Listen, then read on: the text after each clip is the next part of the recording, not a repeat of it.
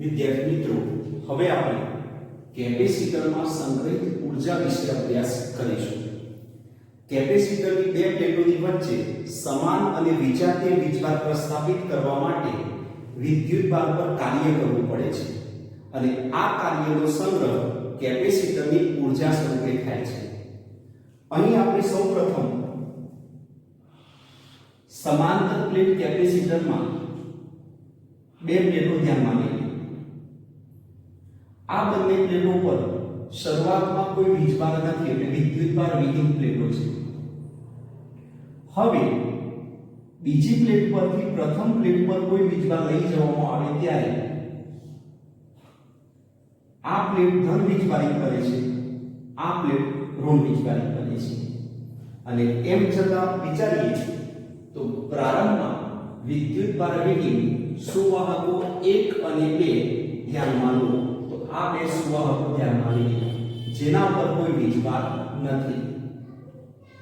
ધારો કે કોઈ તબક્કે સુવાહક 1 અને સુવાહક 2 પર અનુક્રમે q' અને -q' વિદ્યુતભાર છે. આ આકૃતિમાં ધ્યાન લઈએ તો સુવાહક 1 અને 2 પર q' -q' વીજભાર છે અને તેમની વચ્ચે વિદ્યુત સ્થિતિમાનનો તફાવત જે સૂત્ર આપણે જાણીએ છીએ v' q' c છે. હવે del q' વીજભારને સુવાહક 2 પરથી 1 પર લઈ જવો છે, જેથી અહીંથી del q' વીજભાર અહીં આવશે તો આ પ્લેટ પર એટલો વીજભાર ઘટશે, એટલો ઘટાડો થશે અને એ કાર્ય બરાબર વીજભાર એટલે del q' ગુણ્યા વિદ્યુત સ્થિતિમાન એટલે v'. કાર્ય બરાબર વીજભાર ગુણ્યા વિદ્યુત સ્થિતિમાન. v' નું પદ ઉપર જે લખેલું છે v' બરાબર q'/c del q'. હવે આમે આમ છેલ્લે સુવાહક 1 જેના પર q વીજભાર પ્રસ્થાપિત કરવો છે અને સુવાહક 2 પર -q વીજભાર જમા કરવો છે. તો એના માટે કુલ કાર્ય વિચારીએ તો આ પ્રમાણે સુવાહક 1 પર q વિદ્યુતભાર જમા કરવા કાર્ય કુલ કાર્ય બરાબર સંકલન પ્રારંભમાં કોઈ વીજભાર નહોતો અને છેલ્લે q જેટલો વીજભાર જમા કરવો છે તો સંકલન 0 થી લઈ અને q લિમિટ થશે અને del w કાર્ય. કુલ કાર્ય બરાબર સંકલન 0 થી લઈને q del w નું ઉપરનું આખું પદ અહીં મૂકતા q'/c del q'. હવે છેદમાંથી c ને સંકલનની બહાર અચળ પદ તરીકે લખતા કાર્ય બરાબર 1/c સંકલન 0 થી લઈ અને q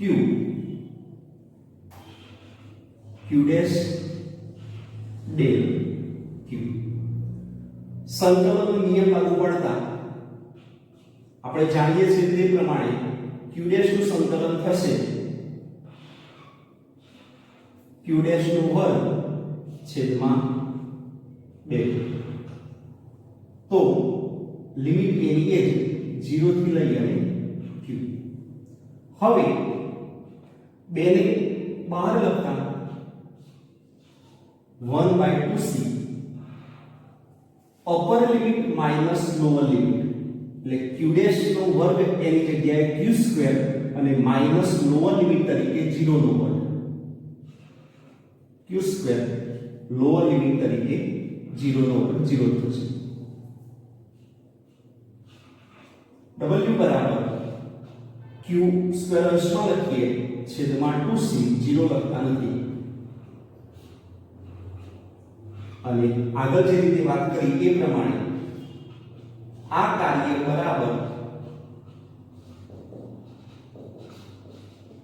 કેપેસિટરમાં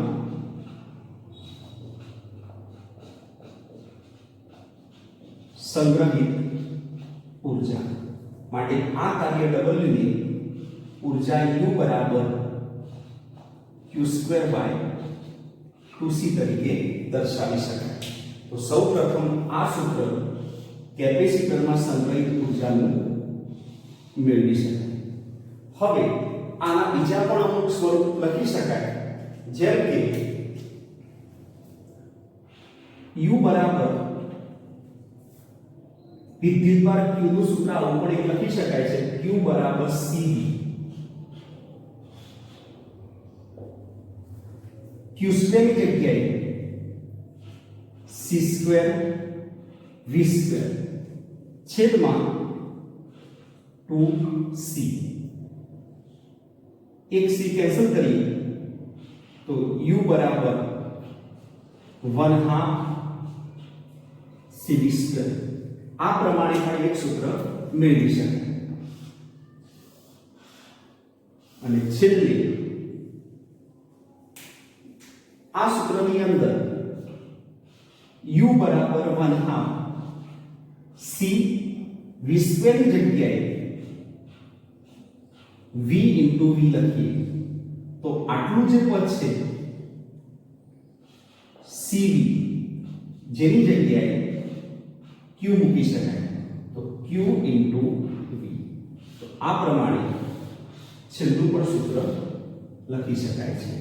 તો જુદા જુદા ઊર્જાના સૂત્ર U બરાબર q²/2c, U બરાબર 1/2 CV² અને U બરાબર 1/2 QV આ રીતે જુદા જુદા પર લખી શકાય.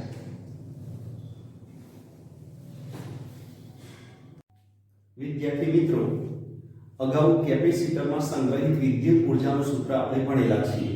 હવે એ થિયરી પરથી કેપેસિટર માટે વિદ્યુત ઊર્જા ઘનતાનું સૂત્ર મેળવવાનું છે. તો સૌપ્રથમ કેપેસિટરમાં સંગ્રહિત વિદ્યુત ઊર્જાનું સૂત્ર આ પ્રમાણે ભણેલા છીએ. U બરાબર q²/2c. હવે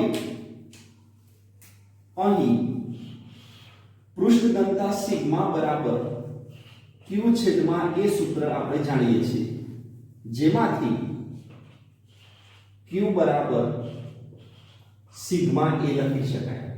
સમાંતર પ્લેટ કેપેસિટર માટે કેપેસિટન્સ C બરાબર ε0 a છેદમાં d આ સૂત્ર પણ ભણેલા છીએ. Q અને C આ બંને પદને અહીં મૂકીએ તો આ સૂત્ર આ પ્રમાણે થશે. U બરાબર સિગ્મા સ્ક્વેર a સ્ક્વેર છેદમાં 2 ε0 a છેદમાં b આ પ્રમાણે થશે. હવે એક a કેન્સલ થશે, d ને છેદના છેદમાંથી અંશમાં લખતા નીચે પ્રમાણે લખી શકાય. U બરાબર સિગ્મા સ્ક્વેર a d છેદમાં 2 ε0. A એટલે ક્ષેત્રફળ અને d એટલે કેપેસિટરની બે પ્લેટો વચ્ચેનું અંતર. A અને d ને સામેની બાજુ છેદમાં લઈ જતા બાકીનું પદ સિગ્મા સ્ક્વેર છેદમાં 2 ε0 લખી શકાય. હવે અહીં ε0 વડે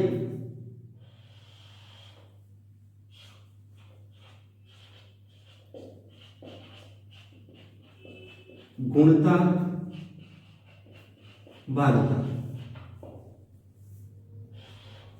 U ભાગ્યા AD બરાબર અહીં ε0 વડે ગુણતા અને ભાગતા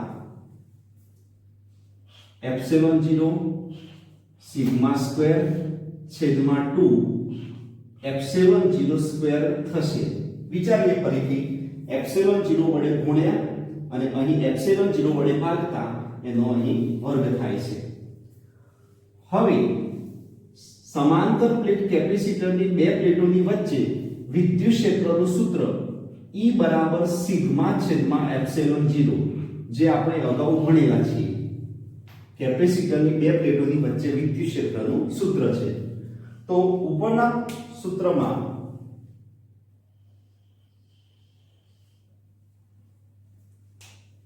સિગ્મા સ્ક્વેર છેદમાં એપ્સિલોન 0 સ્ક્વેર એની જગ્યાએ વિદ્યુત ક્ષેત્રનો વર્ગ E સ્ક્વેર લખી શકાશે. તો આ પ્રમાણે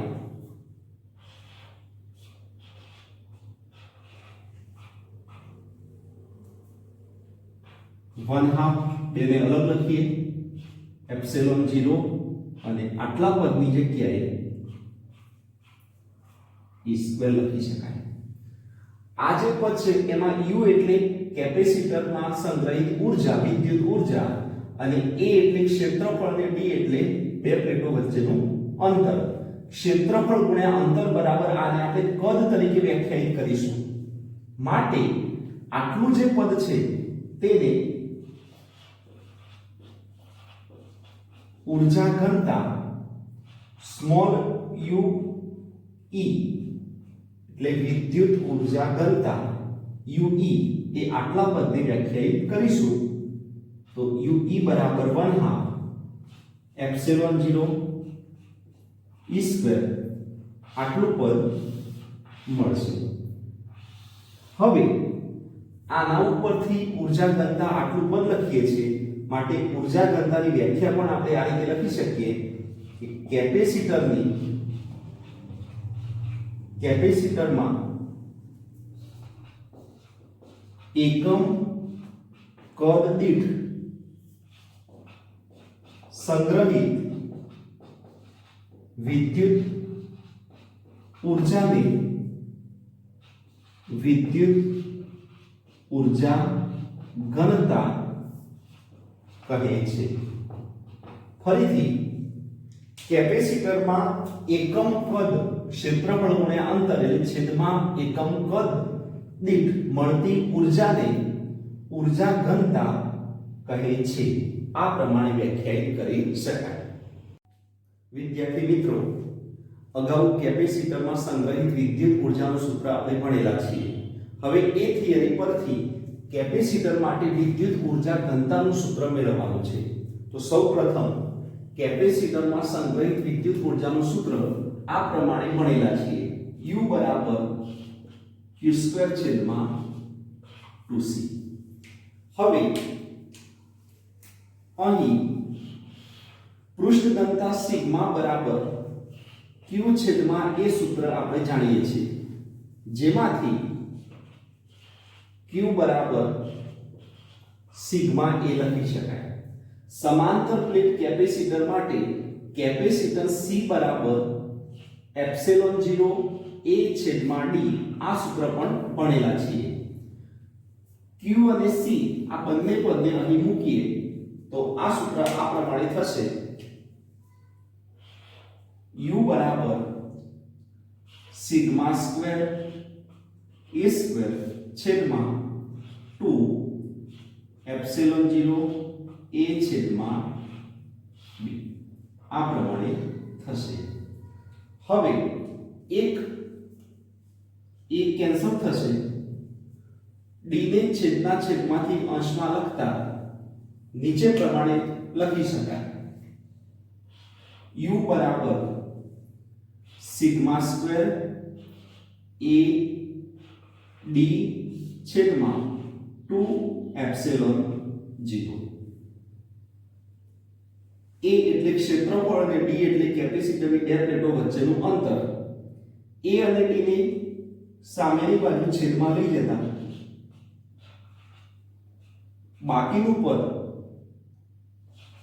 સિગ્મા સ્ક્વેર છેદમાં 2 એપ્સિલોન 0 લખી શકાય.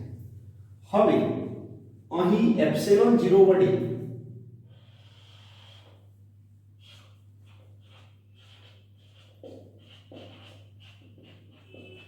ગુણતા ભાગતા U ભાગ્યા AD બરાબર અહીં એપ્સિલોન 0 વડે ગુણતા અને ભાગતા એપ્સિલોન 0 સિગ્મા સ્ક્વેર છેદમાં 2 એપ્સિલોન 0 સ્ક્વેર થશે. વિચારીએ ફરીથી એપ્સિલોન 0 વડે ગુણ્યા અને અહીં એપ્સિલોન 0 વડે ભાગતા એનો અહીં વર્ગ થાય છે. હવે સમાંતર પ્લેટ કેપેસિટરની બે પ્લેટોની વચ્ચે વિદ્યુત ક્ષેત્રનું સૂત્ર E બરાબર સિગ્મા છેદમાં એપ્સિલોન 0 જે આપણે અગાઉ ભણેલા છીએ. કેપેસિટરની બે પ્લેટોની વચ્ચે વિદ્યુત ક્ષેત્રનું સૂત્ર છે. તો ઉપરના સૂત્રમાં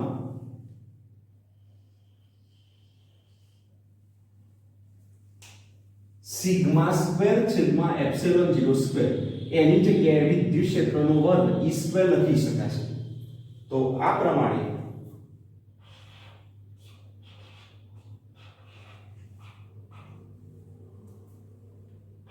વન હાફ બેને અલગ લખીએ એપ્સિલોન 0 અને આટલા પદની જગ્યાએ E સ્ક્વેર લખી શકાય.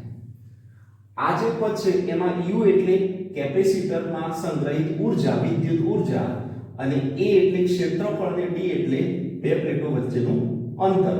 ક્ષેત્રફળ ગુણ્યા અંતર બરાબર આને આપણે કદ તરીકે વ્યાખ્યાયિત કરીશું. માટે આટલું જે પદ છે તેને ઊર્જા ઘનતા સ્મોલ u e એટલે વિદ્યુત ઊર્જા ઘનતા ue એ આટલા પદને વ્યાખ્યાયિત કરીશું. તો ue બરાબર 1/2 એપ્સિલોન 0 e સ્ક્વેર આટલું પદ મળશે. હવે આના ઉપરથી ઊર્જા ઘનતા આટલું પદ લખીએ છીએ માટે ઊર્જા ઘનતાની વ્યાખ્યા પણ આપણે આ રીતે લખી શકીએ કે કેપેસિટરમાં એકમ કદ દીઠ સંગ્રહિત વિદ્યુત ઊર્જાને વિદ્યુત ઊર્જા ઘનતા કહે છે. ફરીથી કેપેસિટરમાં એકમ કદ ક્ષેત્રફળ ગુણ્યા અંતર એટલે છેદમાં એકમ કદ દીઠ મળતી ઊર્જાને ઊર્જા ઘનતા કહે છે. આ પ્રમાણે વ્યાખ્યાયિત કરી શકાય.